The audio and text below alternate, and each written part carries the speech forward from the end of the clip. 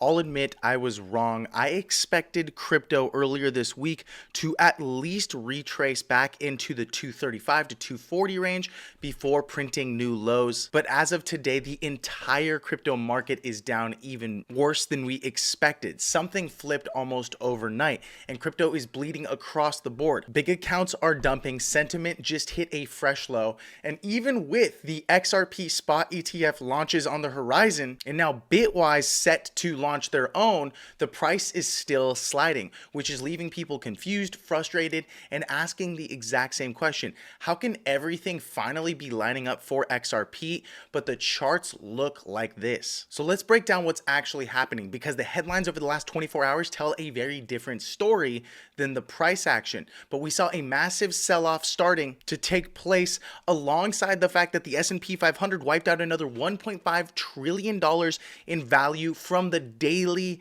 high. Bitcoin dropped below $86,000 now, and the crypto market cap has officially erased $1.3 trillion. Some folks online are even stating that there wasn't a single negative headline today, no policy surprise, no new recession warning, no tariffs or bad earnings, and to make matters worse, even Nvidia, which makes up 8% of the entire S&P 500, in other words, the US economy, posted a bullish earnings report yesterday, which many analysts expected to carry the market. But that entire pump has now retraced, and the crypto market has gone with it. In other words, not even the news directly from Matt Hogan, who is the CIO of Bitwise Invest, stating that they're excited to launch the Bitwise XRP ETF, literally under the ticker XRP, is enough to keep the price up. The kind of rush and the kind of sell pressure that we're seeing in the traditional market doesn't care about fundamentals, they don't care about utility or even ETFs. Everything is being dragged down. At the same time, macro pressure just got worse as the jobs report was delayed.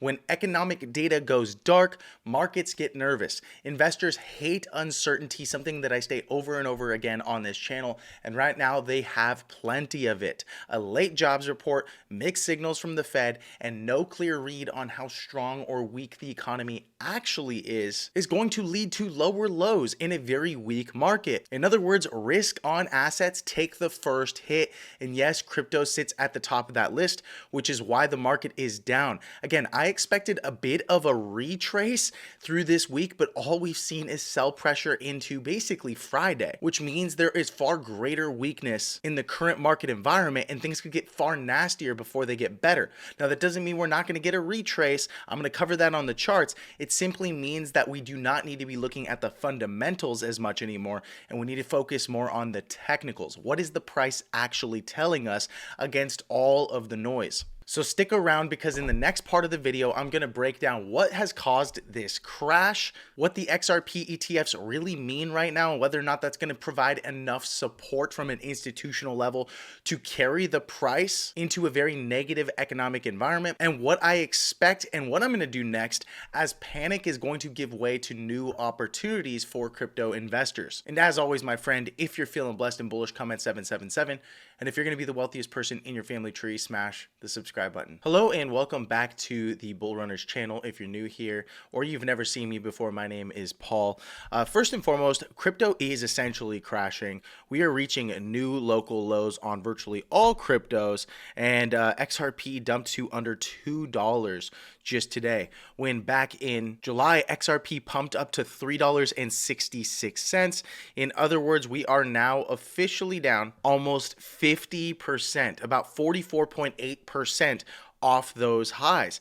And in that time frame, we've seen a lot of really positive news, including now another ETF, which is going to be launched by Bitwise under the ETF ticker XRP, which is pretty exciting, but not apparently enough to carry the price, as the last time an XRP ETF was announced was November 13th. Now on November 20th, we have another announcement for an ETF, and we were down on both of those days. So the fundamentals really cannot not carry the market, even though these products will offer institutional access with greater tax advantages than something like an ETP. And this is likely because of the fact that we are officially entering a bear market. Again, no one likes to hear that. You can always make money on both sides of a market. You don't simply need to buy and hold, or better yet, only sit in cash. And if you are sitting on stable coins, you can put those to work for you. But it looks like the crypto market is truly following the TradFi market, or better yet, even leading, right? The traditional financial market, things like the S&P 500, things like the NASDAQ, QQQ, were actually rallying and pumping for new all-time highs, while crypto was leading the market and dumping for new local lows. And then when the stock market started dumping hard, Bitcoin and crypto and XRP dumped even harder. So that said, we have Tom Lee explaining what's currently going on in the crypto market. And then I'm going to cover a few other key details and also the price action. What specifically occurred on or around October 10th that would lead us to where we are now on November 20th? Yeah. Well, Steve actually pointed this out. There's a lot of what they call automated processes in crypto. One of them is called ADL, okay, and that's an automatic liquidation feature that would take place if someone's account or their collateral drops in price. It's essentially like a margin call. On a specific exchange, a stablecoin's price varied from other exchanges. It actually, stablecoin should stay at $1. It dropped to 65 cents. But that only happened within the exchange quotes, within this exchange because of liquidity. That triggered an ADL, an automatic liquidation across many accounts. It wiped out, as that spread across other exchanges, right? Because liquidations cascade, almost 2 million crypto accounts got wiped out, even though minutes before they were actually profitable accounts. So who is behind this? Like, who's the they in the market makers and they got hit? Who's the they? Well, Brian, I am aware of names, but because I'm not someone who wants to name names, I think what you should keep in mind is that this error is actually essentially a bug, a code error, because I think in retrospect, they would have pulled pricing from across exchanges to set the price for that stablecoin rather than relying on internal quotes. But this has resulted in a lot of market makers and traders having less capital. And as you know, as crypto prices drift lower because trading volumes drop, they need to then have more capital available, which means they shrink their balance sheet further. So this is then that reflexive weakening. So essentially what Tom Lee is saying is that there was a glitch in the code that caused for that first major liquidation event. And I would argue that is very much possible, but it's also something that we saw on the charts before it occurred. In other words, sometimes the price action might lead into an event which then justifies why the price goes lower. And then it's kind of like a spiraling effect to the downside. So it's kind of like the chicken and the egg type of a situation. If the market wasn't weak into that event, you might not have had an issue with the stablecoin becoming depegged, forcing all of these liquidations. So that said, it is very much true that the market has been weak, and it looks like Peter Brandt was right on the fact that this is an exhaustion gap. We saw a light stage rally with major gaps up, and then immediately all those gaps were closed with downward price action. We rallied high on the open of the market, only to see the market sell off deep back down to 580 on the QQQ or NASDAQ. Then you have a situation with the Fed essentially flying without data, including the fact that we just had a negative report on unemployment. And this is something that I've talked about in the past. Whenever you bottom out like this and see a rally, except for in a situation like a black swan event, 2020, going back to, for example, 2006 into 2008, before the Great Recession, you can see unemployment was consistently rising. And by the time unemployment peaked right over here, the stock market had already bottomed and started making its new base for all-time highs. In similar fashion, we saw the unemployment bottom right over here back in 2023. And since that point in time, it's been putting in higher highs and higher lows, which leads me to believe we're going to continue this trend in trajectory into a bearish market environment. And so the KBC letter states it pretty well. Why are markets crashing? There is quite literally only one headline that can be partially blamed for a sudden market crash. I would argue the price is a big contributor, right? If the weakness is there, it just kind of has a cascading effect. But at 11:20 a.m. Eastern time, the U.S. Labor Department said the November and October employment situation will be released on December 16th. By this point, the S&P 500, which actually it's really interesting because December 16th tends to be an all-time high for crypto and Bitcoin many years. By this point, the S&P 500 was already down 70 points from its high, seen at 10:30 a.m. Eastern time. And then the S&P 500 continued to sell off. Now, what we know that the Fed is effectively entering another interest rate decision with an economic data blackout. And I think what's really going to be worrisome is not the fact that the markets are currently down and they're starting to see the cracks in all of the walls and in the current financial system with banks essentially less liquid than they were before. But imagine if the market continues to sell off into December before the interest rate decision. What's going to happen? It's going to force the Fed to lower interest rates bigger than they previously wanted to, maybe not lowering it at all to deal with inflation or 25 basis points. If we get a 50 plus basis point rate cut, although that is positive for borrowing and stimulating the economy, it won't be enough to save the market. If anything, that's going to be a signal to the market that things are way worse than we once expected. And so stock market events like this will affect the crypto market. And it's something that we're beginning to realize, or at least I hope we do on this channel, when we cover all of the really positive news, but the price continues to trend down. In other words, the trend truly is your friend. The price action should be your number one indicator of what's truly happening in the market. Then you test that against the news that you see. If you see a very positive headline, but very negative price action, it simply means this: the positive headline wasn't enough to actually do anything to the price, because if it was, it would have pushed the price up. Either way, over the long haul, I think having access to these spot ETFs will provide us institutional support where maybe in the past, in a bear market, XRP would have dumped 70, 80+%. But now, even in a weak market, we might have more support or demand or buyers at higher ranges and levels. So instead of maybe dumping to 60 cents, it could dump to like $1 to $1.25 on the lows. And so Bitwise did make the announcement that the XRP ETF from Bitwise is going to be trading on the NYSE tomorrow with the ticker XRP. What a beautiful ticker. It has a management fee of 0.34%, which is waived for the first month on the first $500 million in assets. So if you don't want to pay that fee, again, this is not a sponsored post. It's just a great opportunity if you're looking to buy some dips, which personally I'm staying away from right now in this current market environment.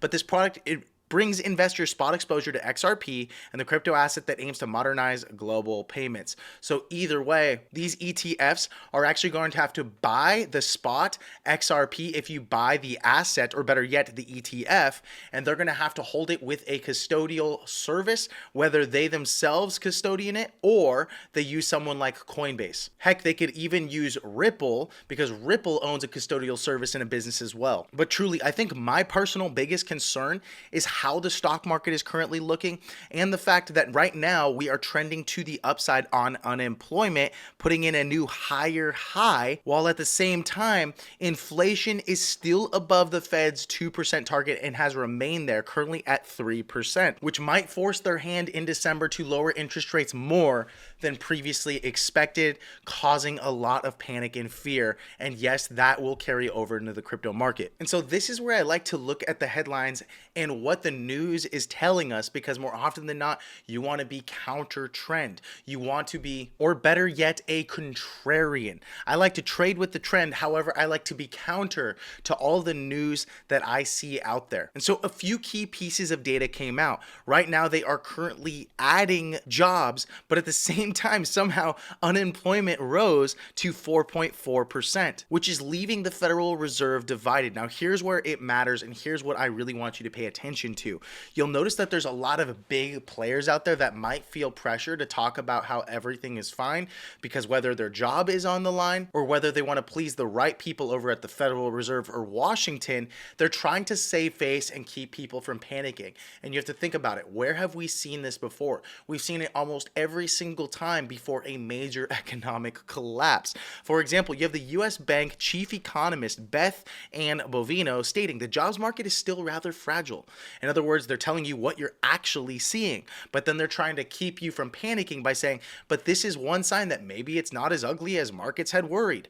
Another headline stated, there's no sign of a rapid deterioration in the American labor market that warrants a rate cut out of the Federal Reserve by Joseph Brusellas, chief economist at RSM. So again, think about this for a second. We are seeing unemployment continue to tick up. We are seeing the markets continuing to trend down. We're seeing that not even very positive news like a spot ETF can keep the price from breaking out against the rest of the market, which leads me to believe that things are worse than we once expected. And although I still believe we might get a bit of a retrace, I don't think it's going to be as deep to the upside as I, again, expected previously. So that said, even Walmart saw some of a pullback on spending from lower income shoppers, especially near the end of the most recent quarter. Now think about that. If they're seeing that right now, I'm really curious to see how it's going to look through Black Friday and into Christmas, where most companies make the majority of their income end of year. Our customers tell us, and by the way, this is from Home Depot now,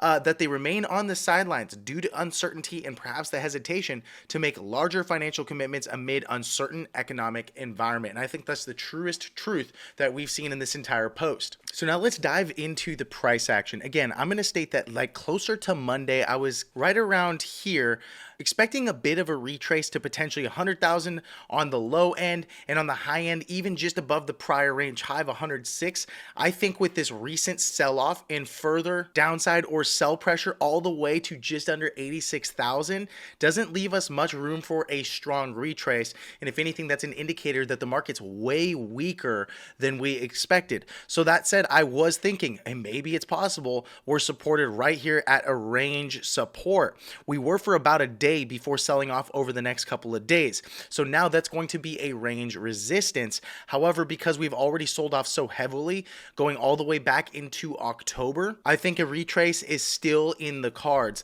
And I think it's very much possible we retrace above that $92,000 range, potentially up to about $100,000 to $102,000, or maybe even on the high end, again, 107. However, I'm not too sure now with all of this negative economic data, with the stock market looking as weak as it does. I'm actually thinking we retrace closer to that 100K or 99K range, which would be another range resistance. And as you can see here, we were supported there once, twice, three times, yet again, four times in November. And so that would act as a pretty good resistance. Plus it's that big whole round number, psychological resistance. And if that were to occur, then I think XRP might give you another opportunity to either get out, but I wouldn't be buying a bunch of dips right now. If anything, I'm selling rips. I think XRP could pump right back up to, let's say, 233, 235 before breaking down further and back down to probably on the lower end 175 first, but I would like to see it hit 190 yet again. And because this is a pretty strong